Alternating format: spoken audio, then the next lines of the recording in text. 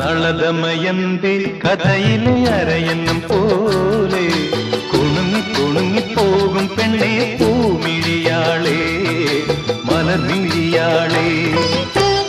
ഒരു മണിമണ്ഡപത്തിൽ ഒരു ശുഭമുഹൂർത്തത്തിൽ നവയുവ ദമ്പതികൾ ഞാനും നീയും. നളദമയന്തി കഥയിലെ അരയന്നം പോലെ കുണുങ്ങി കുണുങ്ങിപ്പോകും പെണ്ണെ